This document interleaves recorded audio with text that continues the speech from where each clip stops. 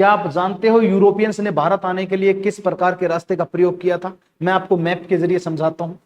कुछ समय के लिए भूल जाओ ये रास्ता कोई है, ये अमेरिका वगैरह कोई महाद्वीप है, आप सिर्फ यूरोपियंस और अफ्रीका वगैरह को मान लो, क्योंकि वो यूरोप से चल करके आएंगे और अफ्रीका के southern point caps of good hope पर आएंगे। इस क्षेत्र की खोज, इस पॉइंट की खोज बार्थोलोम्यू डाइंस ने की थी।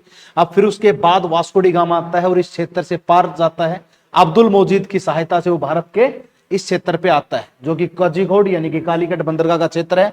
आपको पता है वो चाहते तो इधर टर्की के रास्ते से आ सकते थे, वो चाहते तो इधर भूमध्य सागर को पार करके लाल सागर के रास्ते से आ सकते थे, लेकिन नहीं, क्योंकि उस समय ऑटोमन साम्राज्य ने कॉन्स्टेंटिनोपल क्षेत्र को जीत लिया था 1450 से 1520 तक, और उसकी सत्ता इतनी मजबूत हो चुकी थी कि वो यूरोपियंस को नापसंद करते थे। इसलिए यूरोपियंस के लिए इस रास्ते को बंद कर देते हैं, और यही कारण था कि यूरोपियंस को इतनी दूर से घूम करके आना पड़ा।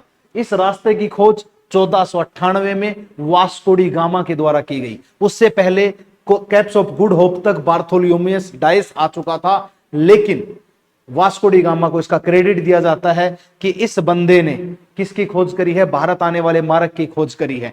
उससे पहले कोई भी यूरोपियंस इक्वेटर को पार नहीं कर पाया था।